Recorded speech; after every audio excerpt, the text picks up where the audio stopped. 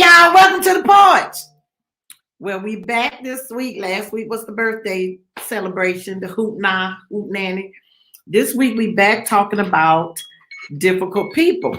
Now we putting a little spin on this one. Y'all gonna like it.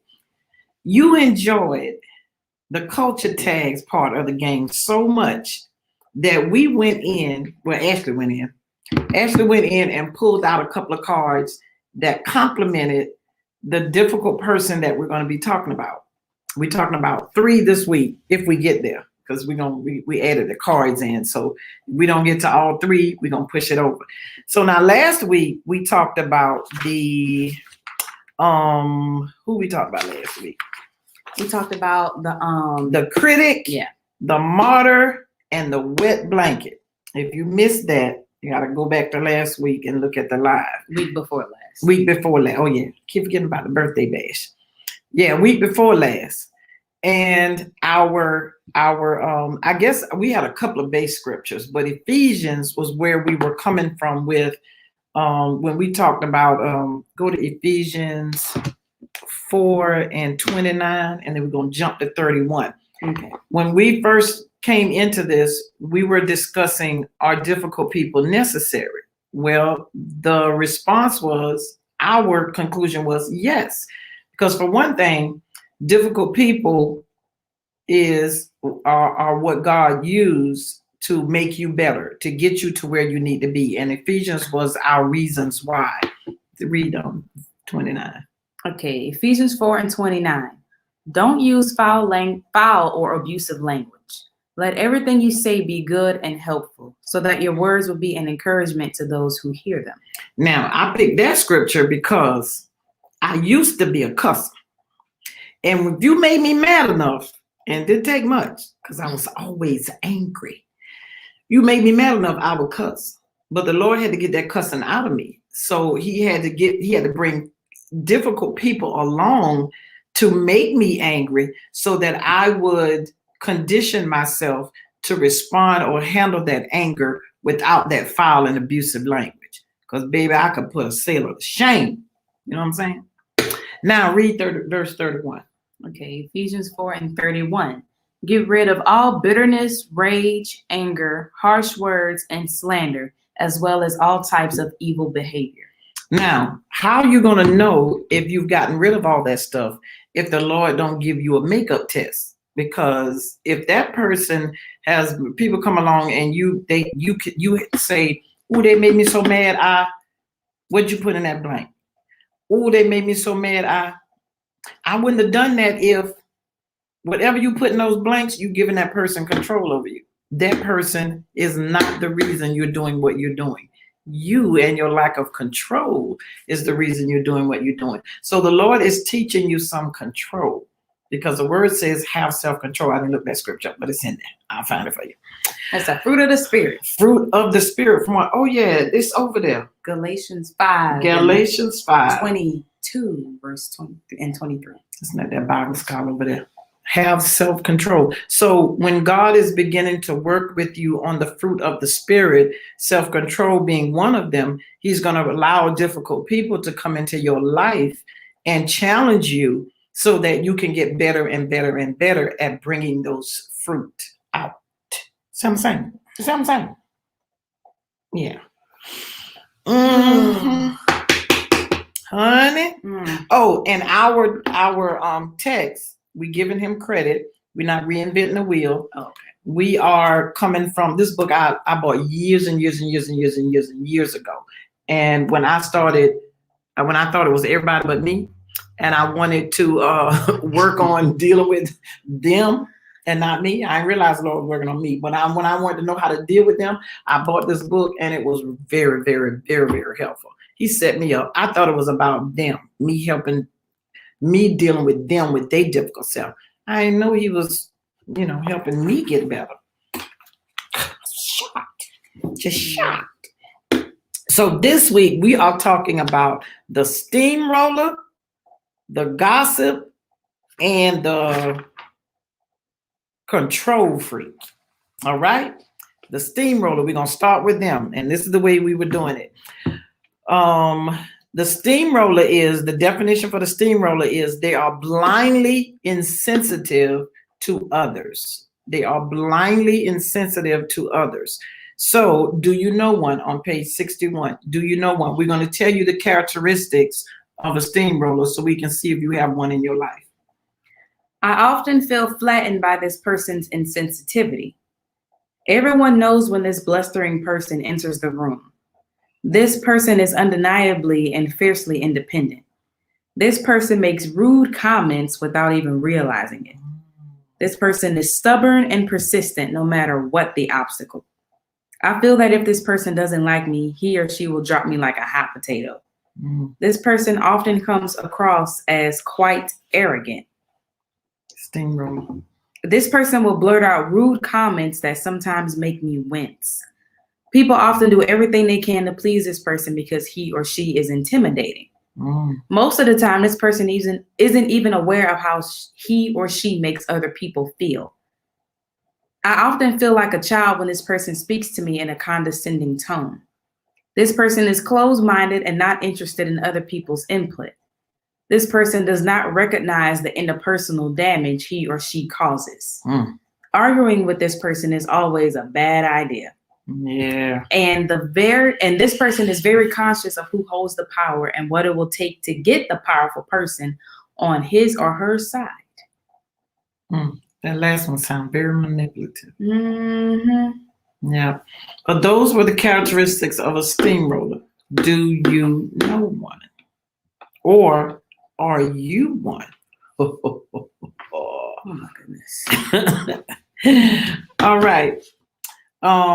Understanding them. Understand that in the mindset of a steamroller, for the most part, according to Dr. Perot, having an unconscious emotional pain that has never been resolved.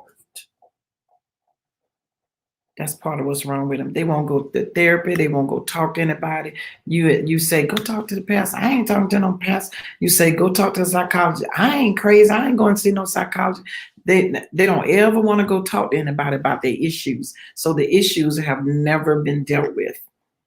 Number 2, they avoid vulnerable involvement with others. And a part of that vulnerable involvement, that's why they won't go talk to anybody, because they feel vulnerable. I ain't telling nobody my business, not realizing, it's not that you're telling someone your business. They have to know the problem at hand and the issues so they can apply godly biblical counsel to it. And they'll get you the help you need. So, or faith-based counsel, which to me is the same thing, to get them the help that they need, but they avoid being vulnerable and vulnerably involved with others. I think they have commitment issues too because of that. So if you got a boo and he won't commit, you done been with him 95 years and he still ain't committed to you in any kind of way, might be a steamroller, might be avoiding vulnerable issues. Okay, the third one, avoid taking risks. For example, okay, I had a story about this guy. He used to be scared to go over bridges, but I can't remember how the story went, so I can't tell that one. But they avoid taking risks. If they have to go over a bridge, they're scared to go over it because what if the bridge don't hold them up? But that might be the only way they can get on the other side, or they'll go all around another way to keep from going over that bridge because they don't want to avoid the risk of that bridge not holding up like it's supposed to hold up. I don't know what that's about. But yeah, it was a really good story. I wish I could remember it. So that's interesting. I mean, there's a certain bridge that I avoid every time I go to New Orleans. That's because I don't trust it. But I'm not a steamroller. No, you're not a steamroller, but you still go over it. So you do it afraid. Not by choice. Are you talking about the high rise? No, not the high. I'm okay with the high rise. Oh, you're talking about that one that go up. That one that's Oh, by that They- school I used to work at? Yeah. Why you scared Right of by bridge? Villa Lobos. I don't know. I've heard stories, man. Oh my goodness. I'm not interested. Not interested. God. I just That like bridge might I be stronger clench than up the high every rise. time we go over. I just I don't know suck how in to- and hold my breath. I don't know why, but that You know, I was getting ready to say that bridge might be stronger than the high rise, but the high rise did endure Hurricane Katrina, but that Yes. bridge didn't. Mm. Okay. You might have a point. All right. I gotta think twice when I go over that bridge now. So what we're gonna do is did you click to see if remember that time you clicked and all the responses were over there on the other side? Yeah, but we'd get an alert if there were comments. Oh, gotcha. All right. So we're not going to tell you the answers, but we're going to give you a culture tag that fits in the category. We thought it fit in the category of steamroller. So you're going to give the clue? We're not going to tell you the answer. So if you're looking after, then you can type in the answer and we'll answer your response as to whether you're right or not. Okay, with culture tag, each letter is a word and you have to figure out what this phrase is. So okay. This one, how would we describe this one? Basically, a lot of Black people say this before a fight ensues. Like when you're really trying to keep the peace, but somebody just keep coming for you. yeah. This is usually what would be said. Yeah. That's all the hint we're going to give you. Yeah. If you can figure out DSNWBN, type it in. Oh, wait. And we'll tell you if you're right. And then we're going to announce, I felt like this one with the steamroller because I don't know. When I think of steamroller, I think of somebody trying to like bulldoze and stuff. And it's like, it'll bring you back to dark days before you and Jesus became real cool. All right, so let's move on. The next one is the gossip. The gossip, the definition is spreads rumors and leaks secrets. Spread rumors and leaks secrets. The gossip characteristics is on page 75. 75. You're going to find the gossip. Read. This person seems to let the cat out of the bag far too frequently. That's Mama T. I always want to tell somebody business. This person enjoys telling me about someone else's misfortunes. This person has little going on in his or her own life, but knows a lot about what's going on in everybody else's. The term meddling often describes this person. I know of people who have been deeply hurt by this person's stories about them. This person belittles others. They snoop out information, but don't keep secrets. They love to talk about everybody but him or herself. I can point to specific situations in which this person embellished a story in ways that were flagrantly not true. Most people would agree that this person isn't trustworthy. This person seems to comb through the flowers of a person's life to find the weeds.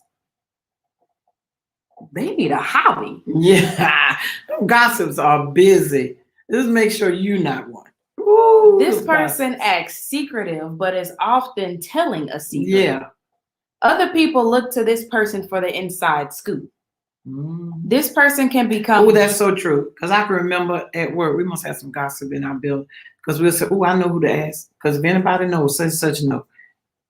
Tell me right there, that was the gossip in the building. Because we would say that all the time. Oh, we know who to ask.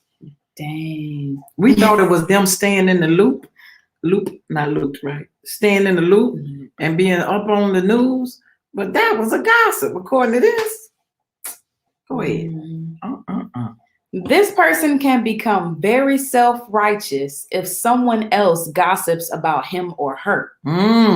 Always defending themselves. And you know what they always say? You ain't hear this from me. Yeah, that's the one. Or I ain't want to gossip, but that's exactly what you're doing. I didn't want to tell this, but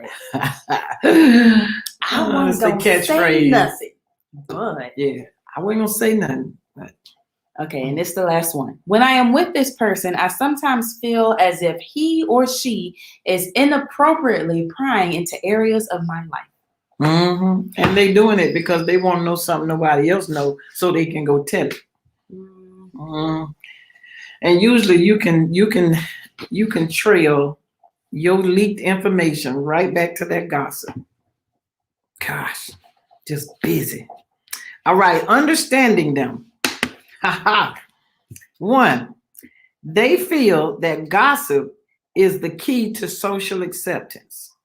That's how they become socially accepted. They need to feel accepted, and they feel like spreading somebody's business because itching ears want to hear it. That's they're in the in crowd. People be nosy whether they admit it or not. I admit it. Yeah, I have nosy tendencies. Sometimes I don't care. Sometimes I'm like, what? I sit on that porch, and we got new neighbors now. I sit on that porch and I be looking because I'm trying to figure out what they're about.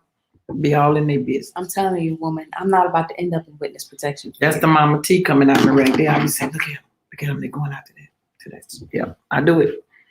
I try not to do it, but it just comes over me. I want to know what them new neighbors about. My old neighbor didn't even tell me she was moving. I'm feeling some kind of way.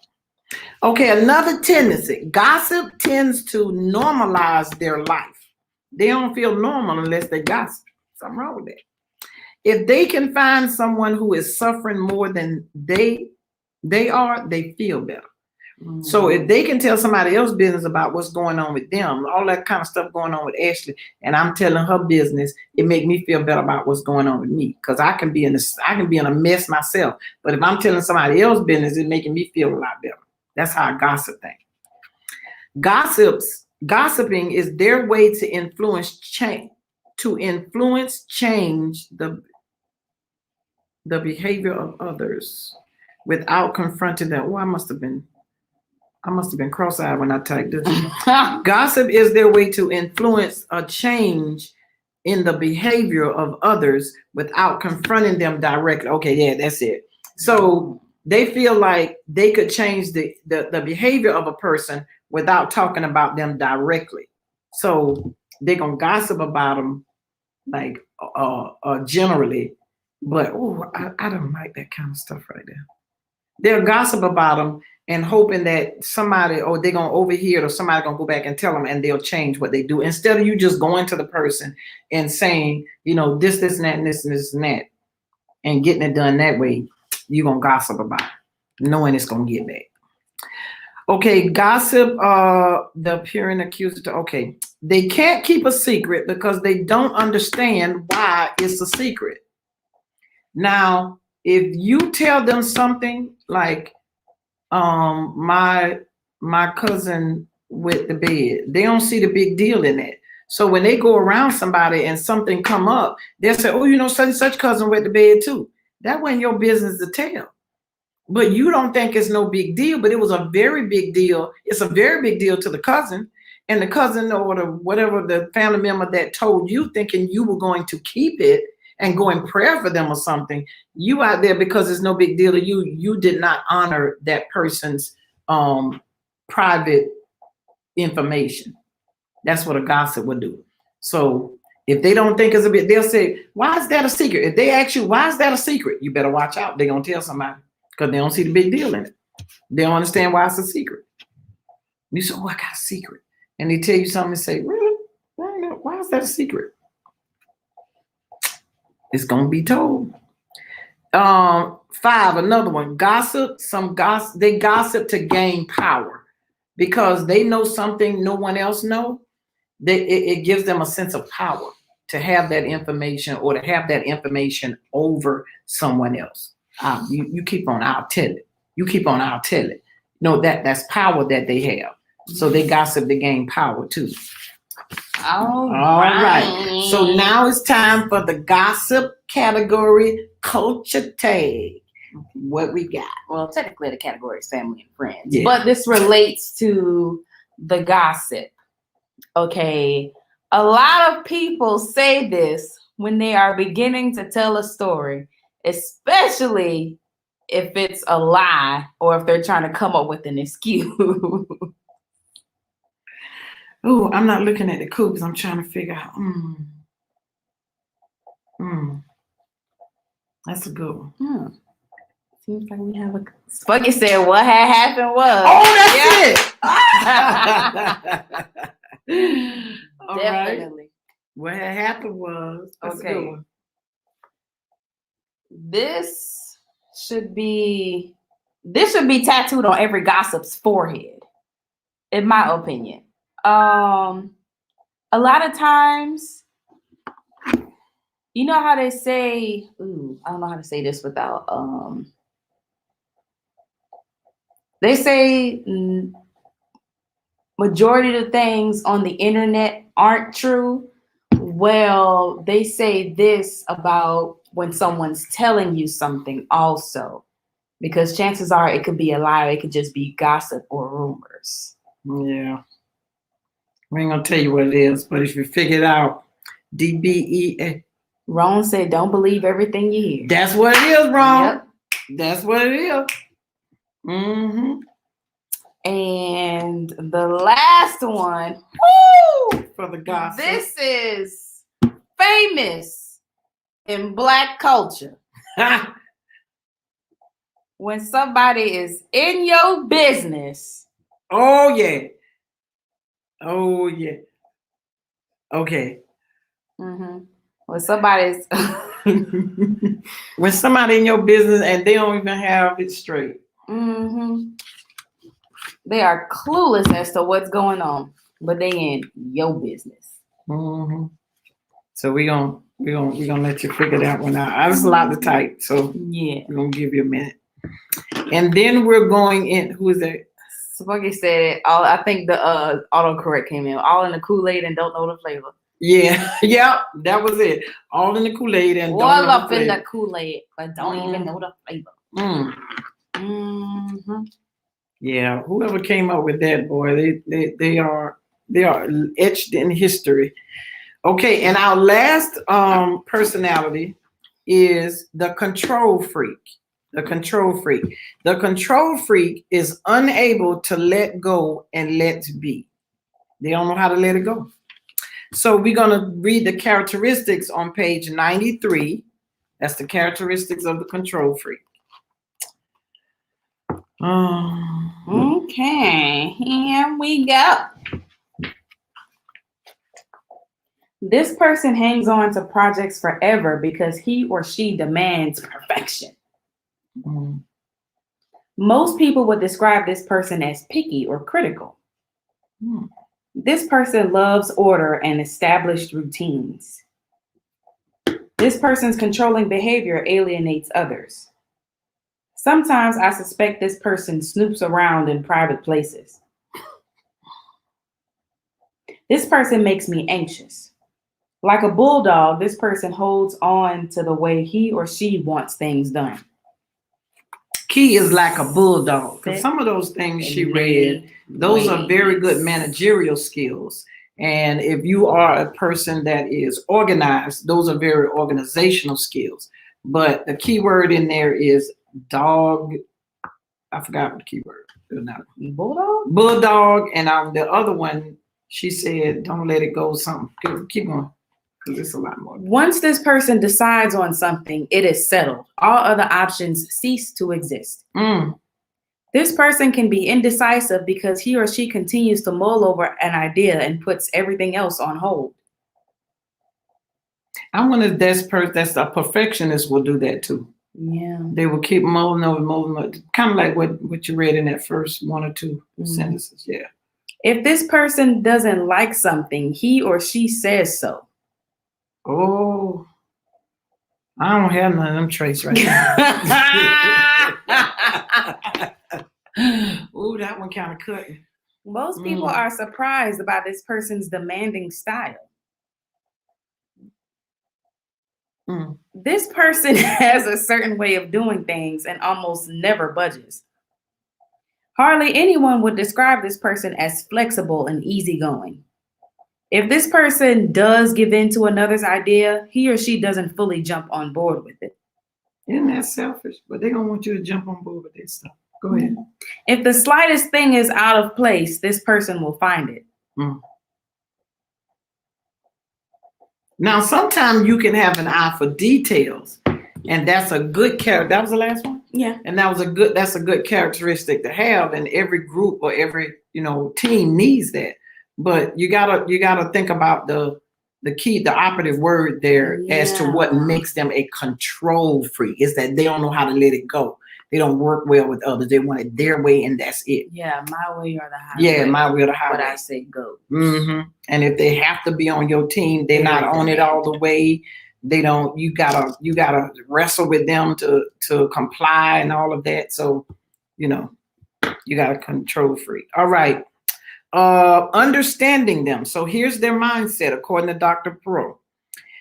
Control freaks fears being vulnerable. There's that word again. That's what the other one was.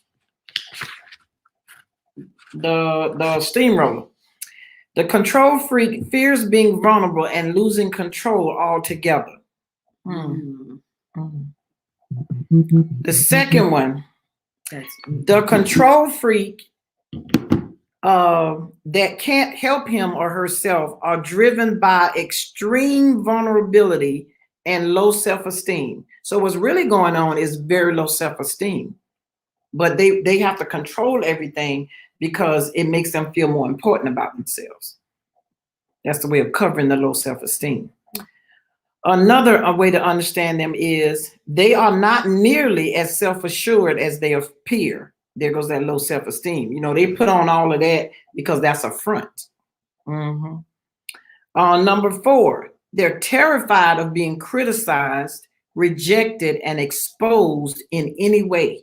So if they keep control of the situation, nobody can get past that wall of control and expose them in any kind of way or make them feel weak in any area. They feel they have to be strong and upstanding in every single situation. Nobody's like that. We're human.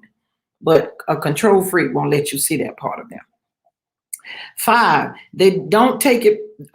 They're telling you if you're dealing with a control freak, don't take it personal when they respond or they're controlling like that. Don't take it personal. They try to protect themselves by staying in control of every aspect of their lives. Every single aspect. They don't let go because it's vulnerable. They're feeling vulnerable. It makes them feel vulnerable, and it makes them feel like they don't want you to see their weak sides, their little issues. Well, this one might have been a little more steamroller based off of what we read, but I think hold on. One more thing. When you're dealing with a control freak, or you think you have one in your life, you have to pinpoint the need. This is another way to be understanding with them. You have to pinpoint the need. Ask yourself, is this person trying to make you verify that he's right, or verify that he's important, or appreciate it? Or do they want you to verify that? Or do they want to just be powerful in your life? And so the way to not take it personal is to ask, what is this person trying to make you verify? Because that's really what's going on because of the low self-esteem and the fear of being vulnerable. And then figure out how to give them what they want without compromising your own needs. So when you, that's going to be the genius in you. Figure out what they want and how to give it to them without compromising who you really are. Because some of y'all got some control freaks in your life, in your house, in your family. So anyway, yeah, but that's a way to understand them and know how to deal with them until they allow the change to come. All right, Coach Tay. We're going to end off on this card right here. This can be a control and manipulative tactic. A lot of parents say it. What?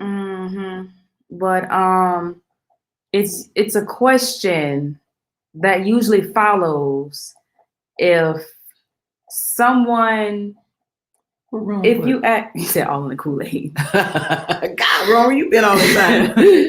It's usually a question that someone asks after they've asked you to do something. You're like, no, I don't really feel like it. And then they may throw this out at you if they're being very manipulative and conniving. Oh, a parent, about yeah. it. Yeah. And Okay. it may not even be that deep. It's but- always that deep if it's from a parent. From me as a parent. It's always that deep. Sure, okay. Why are we so dark? We got enough lights on here? Or did the sun go down? I guess because it's focusing on the card right now. Oh, that could be. Yeah. That could be. So this is it. All right. So Type that in. yep. A-E. A-E-I-O-U. A-E-I, almost, huh? D-F-Y. It's a question. All right. So we're going to stop there. Mm-hmm. And we are a minute over. We're a minute over. So we talked about the steamroller, the gossip, and the control freak today. Next week is going to be the backstabber, the cold shoulder, and the green-eyed monster. Ooh. No. So you want to find out if you got any of those in your life, join us next week. Or if you're one of them. Or if you're one of them. So we're going to go. And we will see y'all. Thanks for joining us, those of you that come after the broadcast. Thank you for taking the time to look it out and learn something. And you be good. Be good in the Lord. Oh my goodness.